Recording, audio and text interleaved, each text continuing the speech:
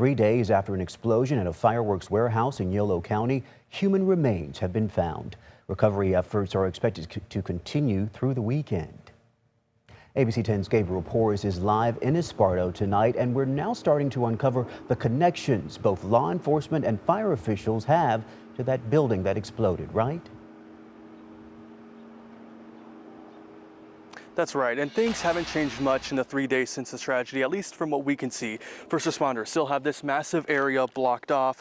This is still as close as we're allowed to get, but beyond the barricades here a half-mile away, we know remains are still being recovered. The blast hit close to home for this entire small Yolo County community, and even for the first responders who are now doing that heartbreaking work.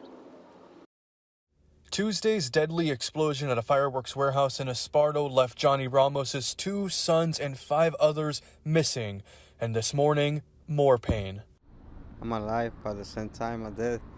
No parent could ever prepare for his form of pain. Supposed to be they find 2 bodies, one yesterday, one today. And they now checking, the place. It took 3 days until the coroner's office could enter the rubble. On Friday, they announced the discovery of multiple unidentified human remains. It's all my life, and my 2 kids. And they don't care, everything is mystery right now. Mysteries like, how did this happen? How could a stockpile of so many fireworks shows be stored in one place and suddenly detonate? ABC 10 learning Friday that Yolo County Lieutenant Sam Machado's home, just feet from the blast site, was destroyed. Federal licenses tying him to a gun sales business at the address, according to an ATF search. Craig Cutright, a former volunteer firefighter with the Esparto Fire Protection District, operated next door under the business Black Star Fireworks. The Fire Protection District confirming that Cutright is no longer an active volunteer.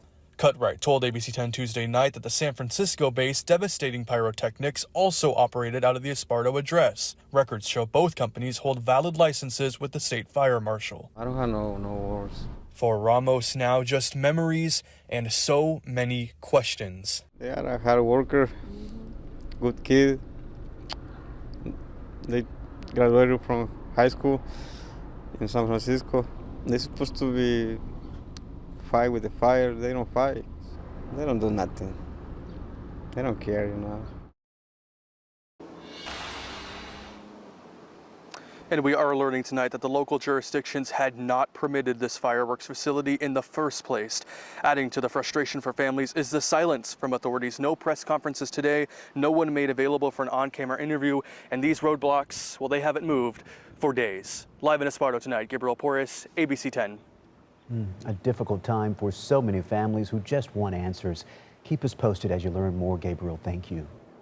Now, keep in mind, we did reach out to Sam Machado, Craig Cutright, and the attorney representing Devastating Pyrotechnics, but we have not heard back. Meanwhile, the state fire marshal is speaking out tonight as the search continues for those missing people. Here's what we know. He says it has now been determined the local jurisdiction had not permitted this location to store fireworks. He says that is going to be an important piece for them to investigate why they did not have a local permit. The companies operating on site had several state permits. He added that local permits are also required for fireworks storage. He says the Bureau of Alcohol, Tobacco, Firearms and Explosives, ATF, issues the standards on storage spacing and safety. The state fire marshal is leading the investigation and is being assisted by the ATF and Esparto Fire.